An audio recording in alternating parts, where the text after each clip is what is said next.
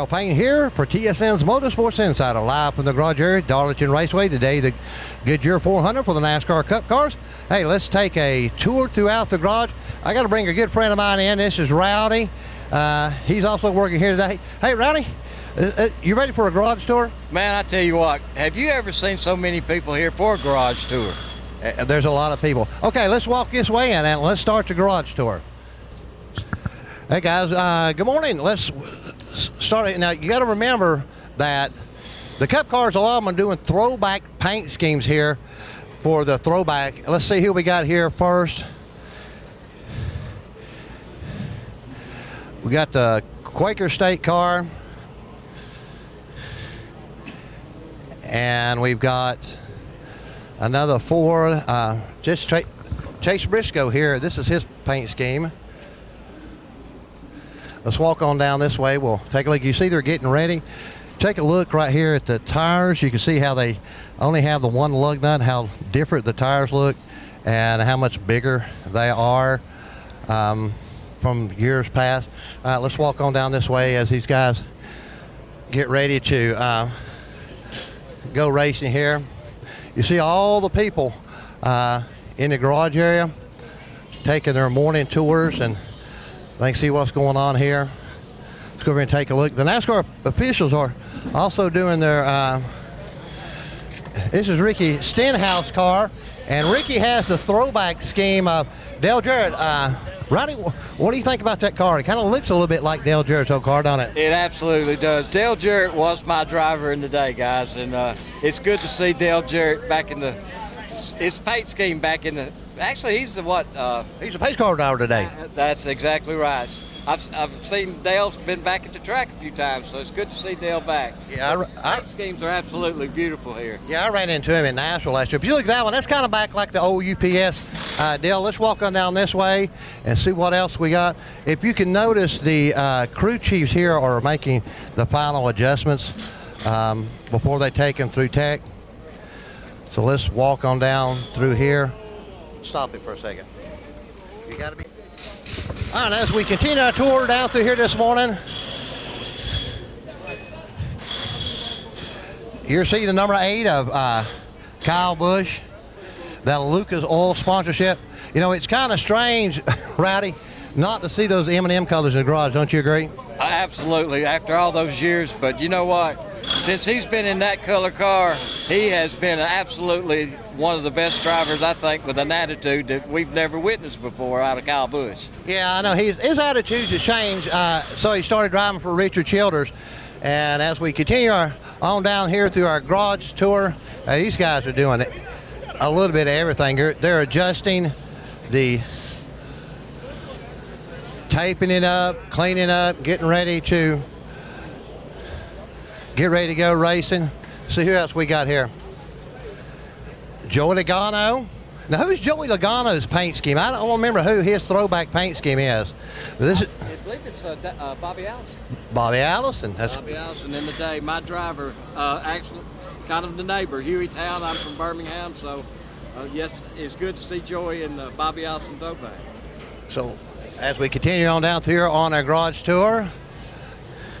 Now, if you'll see right here, this is the NASCAR inspection where they take the cars up here.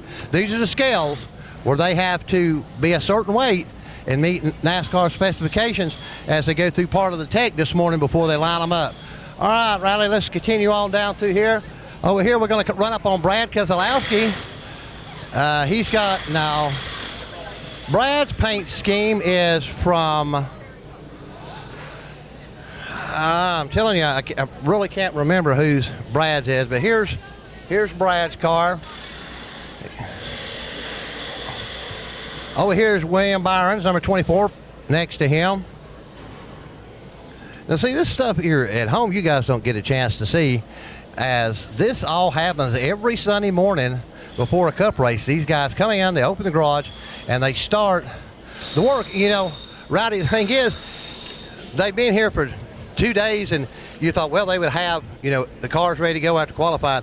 But, you know, every Sunday morning they're doing the same thing. Absolutely. They're going to crank them up. They're going to work on them until the until they roll them out. Yeah, well, actually, to go through inspection, this is all prior to NASCAR inspection. And once they go through NASCAR inspection, it's done. They take them with the line, and it's over. You put them there and wait to the command. And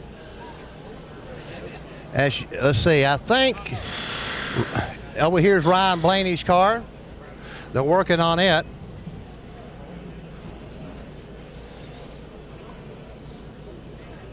We continue our garage tour. There's a lot of people in the garage this morning. This is Kevin Harvick's car for today.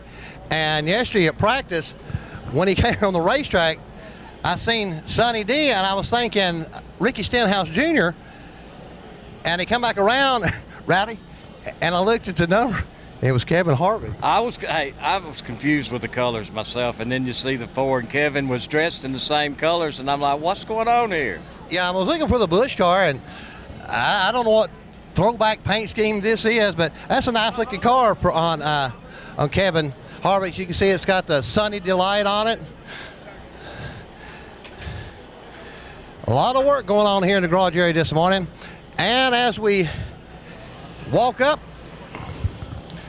our pole sitter for today's Goodyear 400, Martin Truex Jr., last car to qualify yesterday, Rowdy. The 23 car of Bubba Wallace was on the provisional pole until Truex came out, and we actually were standing there with him on pit road, and he was really, really disappointed that he missed the pole. And it's good to see Truex back up front again, don't you think? Absolutely. Martin's a class act.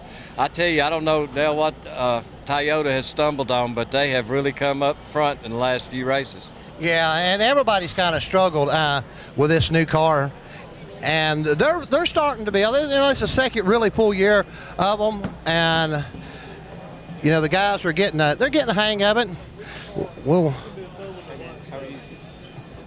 This is Kip, right? If everybody wants to know who drives the pace car, this is my good friend. We've known each other probably longer than I want to tell anybody. Payment in for saying that. So now tell us a little bit about driving the pace car. What's the skills of driving the pace car without getting run over? Well, the number one thing is making sure that the guy behind you likes you, so he doesn't run over you, right? Well, you're in trouble. No, they're all great friends of mine. But no, the biggest thing, especially here at Darlington, is to make sure that you're keeping your eye out for debris, because guys were riding the wall, throughout the entire race. So we watch for debris, making sure that all the fluid's up off the track, just having a keen eye for everything, and then understanding what the drivers are looking for too. We don't want to go out and make any changes that may change their day in terms of how their car is set up. So it sounds somewhat simple, but at the end of the day, the number one job of mine is making sure they're safe. Well, how does it feel following it? You got Elmo Langley drove the pace car. Then you got Bus Dalton that drove it since Moses was here. To step in that shoe to be the pace car driver, you're probably an unseen hero, but you're a very important part of this race. Well, I like to think so, right? But the big thing is, number one, is making sure that the track is ready and safe for all these guys behind us. Well, be safe today, Kip. Thank you. All right, guys, let's finish the garage tour down through here. As that is the official pace car driver, Kip. Him and I we worked together when I worked for NASCAR, and he took over as the pace car driver. Let's see, we continue on down here. Got Denny Hamlin here.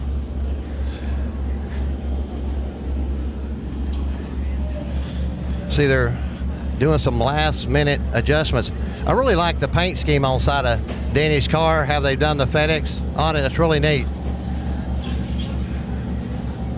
Denny's had kind of an up and down year, but you never know. You got to watch out for Denny.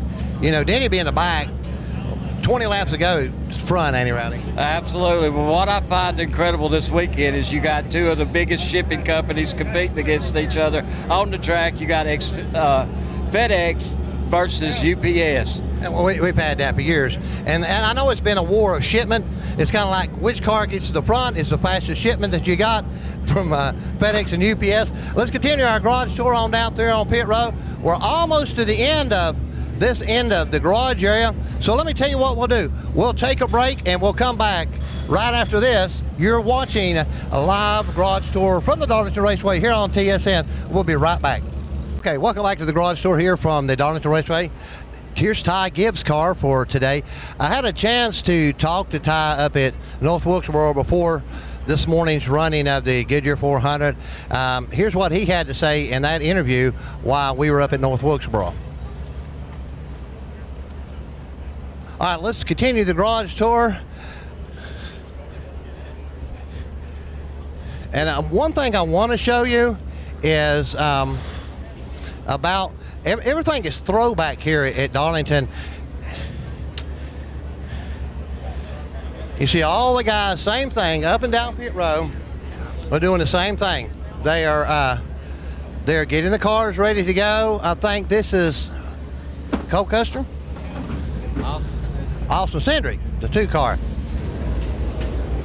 Now you'll hear the rumble of the sounds of the Cup cars. They start to warm them up before they take them through their final tech this morning and line them up online. It's a little after 12. Race time is, I think, at 3:15, ain't it, Rowdy? That's 3:15. So we got a lot. We're gonna walk down here. Look at the old. Here's the Richard Petty car.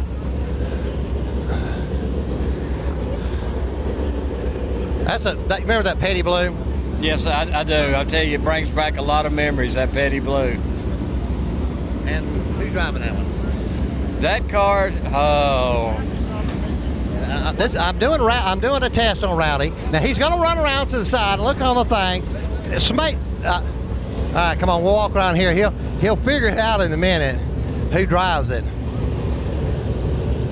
Whenever look, he still ain't found out who's driving it. Let's walk up here a little closer. As he pans through, you see the intakes he's putting on the car because they're all fuel injected now. But the guys go through thoroughly and check everything before they take it through the NASCAR inspection this morning. And I don't think he's still found out who drove that car. And he went over to look, and it's a 43 Eric Jones. I knew it was. I was trying to make. Who drives the Smithville car? Smithville. Eric Amarola? Eric Amarola. Well, I'm giving one of my reporters a test. Let's walk on down this way throughout the garage. We're headed down towards the end of it. And one thing I want to show you guys. Now this is the Sunoco tanks that they use to fill the cars up while they pit. They take them over to the Sunoco pumps that are over here, and they fill them up and take them to pit road. They're only allowed to have 2 of them on pit road during the race. So as we continue, if you'll look right here, I'm going to show you, get him to zoom in on these Goodyear tires. Those lettering on that is throwback from many years ago, probably 75 years ago when Goodyear started. Absolutely. You know, it used to be a yellow logo. Now it's back to the retro of the white. But everything is kind of throwback this weekend, paint schemes from other things. I mean, there's a lot of old drivers here from the past. As we continue to walk down through, we go past the NASCAR other part of inspection. You see you got Austin Dillon here. The guys at the Bass Pro Shop. And you can hear the sounds of the rumble of the Cup cars as they've came to life. Brandon Poole.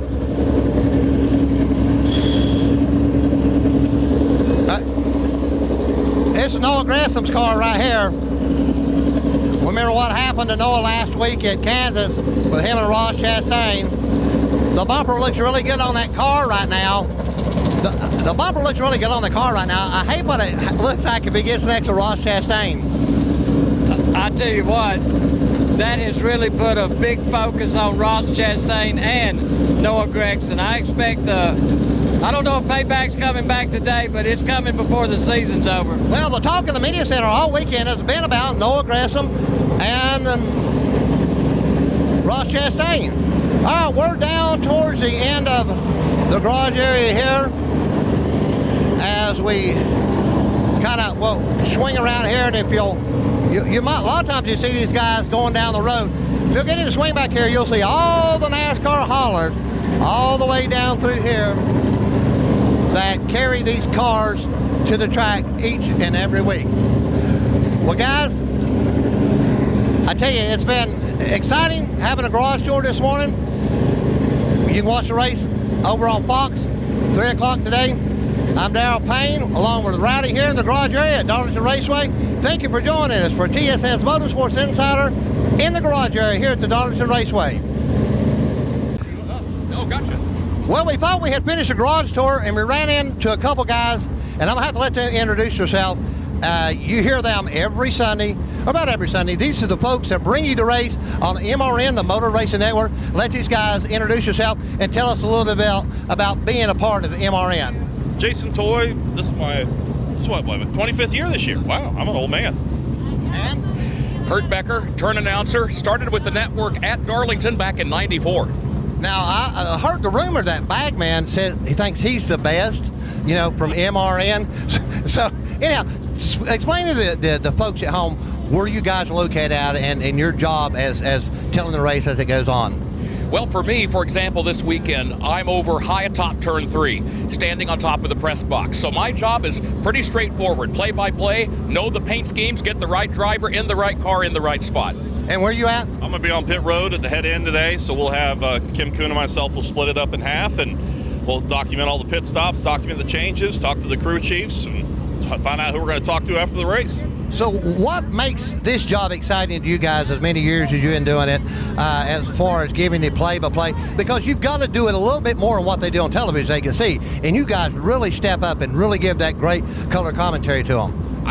To me, it's the craft. I love the fact that we're able to do it play-by-play. The other part of it, I'm a race fan too. So I was a race fan long before I got into the radio side. So it's a blessing to be able to do what we do every week, to be able to come out here and be able to call the sport we love. But more importantly, for Kurt and myself, it's the fact of being able to bring that to the folks listening at home and paint that picture for them that they can visualize in their head and hear, but not be able to see. What about you? I like that freedom that radio brings, just to tell what you see, describe it for the audience. For me, it's special. Jason talked about growing up as a race fan. It was the same here. One of my earliest memories, the spring race here at Darlington, 1979, Richard Petty, Darrell Waltrip, they swapped the lead. It seemed like every lap for the last 40 laps. I told Jason this weekend, I still remember that. It's been over 40 years ago. I still can't believe that we're here and we get to do what we do. Darlington is one of those racetracks that's really great to call a race out, because there's something, the wall will bite you, that you have to race the competitors and the track. And yesterday afternoon, that finished in Xfinity. Who got to call that to the line? Well, it's interesting you should bring this up. I was in turn 3, so here came Kyle Larson off the end of the backstretch with John Hunter Nemechek. They make contact, they both go up the banking, they get up into the wall, and I was so excited, I got to a point where I basically got overwhelmed and just stopped in mid-sentence. So thankfully, Alex Hayden, our anchorman, picked up the call from there. Now, you're the pit road reporter. So tell me what they said. Oh, afterwards he was excited. Actually, it was the most excited I've ever seen Kyle Larson, I think, in a post-race. I mean, he was big old smile. And this is a track that he had been where he's finished up runner-up in the Cup Series. He's been there in the Xfinity Series. He never found his way to victory lane, and he finally cracked it there in the Xfinity Series, driving for Colic Racing. But I think that transition, he's one of the cars this weekend that has been fast, not only in single lap speed, but he's been there in 20 and 30 lap speeds. And I think he definitely is going to be a contender here to try to take it home today. Well, did you get a chance to talk to John Hunter Nemechek? No, I did not. Kim had a chance to do that, and he said it was a racing thing. They were coming down to the finish down there, and he said he wishes some things he could have done differently, but it's how it played out. Hey, guys, if you're at home today, you're mowing the grass, having a cookout, make sure you turn over. They're all on Sirius Satellite Radio. Find them. Listen to these guys from MRN, the Motor Racing Network, the voice of NASCAR. Guys, thanks for joining us. Appreciate you, man. Thank you. All right, let's head on back to the media center.